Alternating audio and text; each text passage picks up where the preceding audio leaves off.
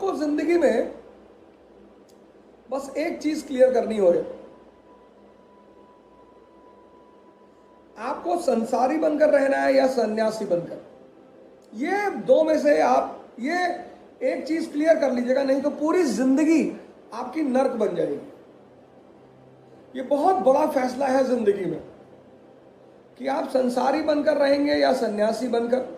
और इससे भी बड़ा एक फैसला है कि मैं संसार में भी रहूंगा लेकिन सन्यासी बनकर रहूंगा। वो तो सुपर टैलेंट की बात है। राजा जनक, ऐसा मुश्किल है। जैसे बुद्ध हैं, वो सन्यासी बनकर है कि हमें नहीं रहना संसार, क्योंकि ये पूरा संसार एक्सप्लॉइटेशन का खेल है,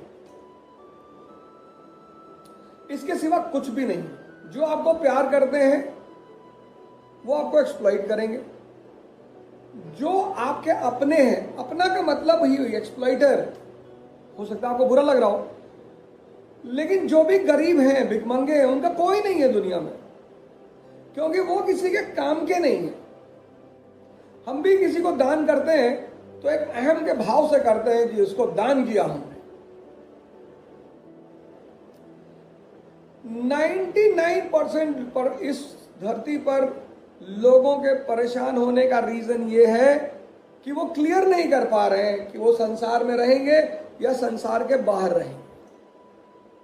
बुद्ध, महावीर छोड़ दिया संसार कि अगर ये एक्सप्लॉइटेशन का गेम है, हमें नहीं रहना, तो किसी ने उन्हें छेड़ा ही नहीं, किसी ने उन्हें गाली नहीं दी, किसी ने उनकी बुराई नहीं की। जिंदा रहे तो लोगों ने की, क्योंकि बड़ी बड़ी बातें कहते रहे। इससे धर्म के लोगों को बड़ा, जब भी कोई आदमी एनलाइटेंड होता है तो ये जो धार्मिक वर्ग है, धार्मिक पुरोहित, मौलाना, इसको बड़ा, ये बेसिकली बिजनेसमैन है। ये समाज को बांधने का काम करते हैं, ये समाज को भटकाने का काम करते हैं। कल के किसी मेरे मित्र ने फेसबुक पे लिखा था कि पंडितों को भी आत्मनिर्भर होना चाहिए और मंदिरों को छोड़कर काम करना चाहिए।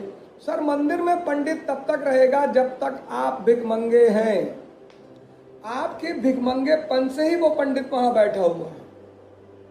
पंडित अपने बल पर नहीं बैठा है। भाई, किसी गांव में अगर कोई आदमी बीमार ही ना हो तो वहां डॉक्टर बचेगा कैसे? ये जो आप पंडितों की बुराई करते हो ना, उससे पहले आप अपनी सेल्फ इंट्रोस्पेक्शन किया करो। आप मंदिर जाते हो कि भगवान नौकरी लगवा दो, सबसे बड़े भिखमंगे तो आप ही हो। और भगवान आईएएस में लगवाना, वो भी प्रॉपर आईएएस में भगवान, और कैडर भी भगवान यूपी ही दिलवा दे। इतनी तो आपकी मांगे हैं कि सेंट्रल मिनिस्टर के घर में शादी हो जाए भगवान। तो आपकी चूंकि मांगे हैं तो, और वो आपके सपने को पूरा करता है। ये मौलाना, ये पुरोहित, ये आपके सपनों के सौदागर हैं, ये आपके सपनों को पूरा, ये अपनी वजह से जिंदा नहीं है, इनको आपने जिंदा रखा है। इसलिए इनको कुछ कहने से पहले आप स्वयं को जरूर देखें। और 90% लोग इस दुनिया में भगवान के भरोसे जीते हैं, इसलिए ये वर्ग कभी खत्म नहीं होगा। आपको जिंदगी में एक चीज डिसाइड करनी है। अगर आपको सन्यासी बन के रहना है, मतलब संसार आपको नहीं चाहिए, आपका कोई विरोध नहीं करेगा, आपका कोई दुश्मन नहीं होगा, आपको कोई गाली नहीं देगा, पड़े रहिए हिमालय में जाके, शिवपुरी में, ब्रह्मपुरी में, हरिद्वार में, ऋषिकेश में, हेमकुंड में चले आइए, सारा फ्रिक्शन खत्म। लेकिन अगर आपको संसार में रहना है और आपको ऊपर उठना है, राजा बनना है, क्राउन रखना अपने सर पे कि पूरी दुनिया आपको बोले जिल्ले इलाही, तब ये आसानी से नहीं होगा सर। फिर तो आपके बगल के लोग ही आपको काटने की कोशिश करेंगे ही। मेरे बड़े सारे बचपन के मित्र जो मुझे देखते होंगे, वो बेचारे बहुत गुस्से में भी आते होंगे कि तुमने तो जिंदगी में कभी पढ़ाई नहीं की, तुमको ये सब बातें कैसे पता चल। मेरे एक मित्र ने मुझे फोन किया, बोले तुम इतना कैसे पढ़ लिए?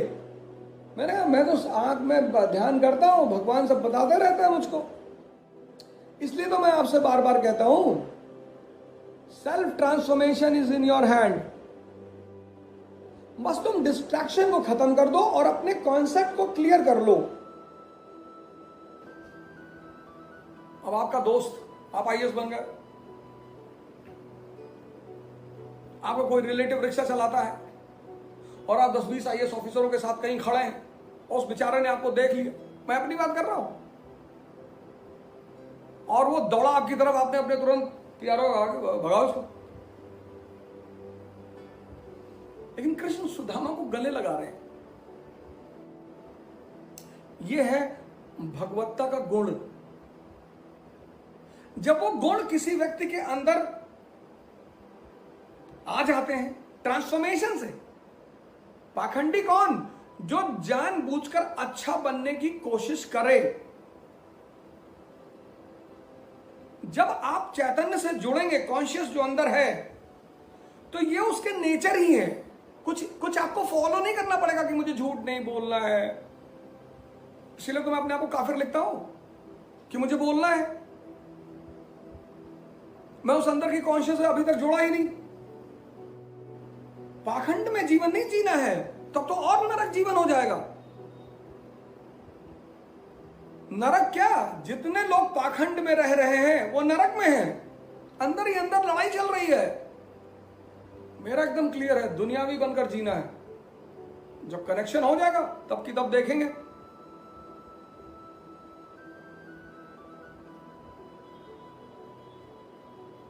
पाखंड नहीं करना है। दुनिया का सबसे खतरनाक चीज है पाखंड।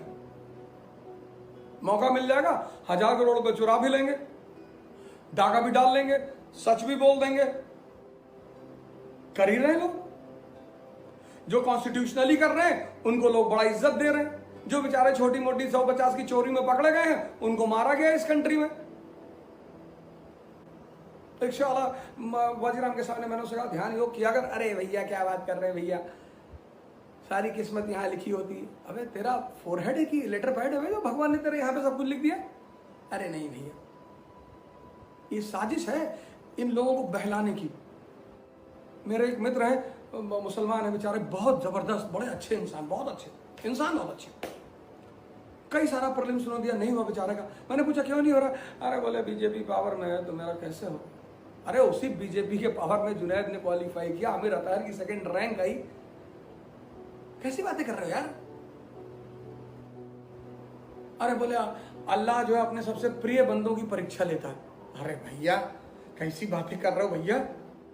मतलब हम प्रधानमंत्री मोदी के प्रिय हैं और हम साइकिल पे चले और हम फटा हुआ कपड़ा पहने? तो ऐसे ताकतवर आदमी के प्रिय होने से फायदा ही क्या है?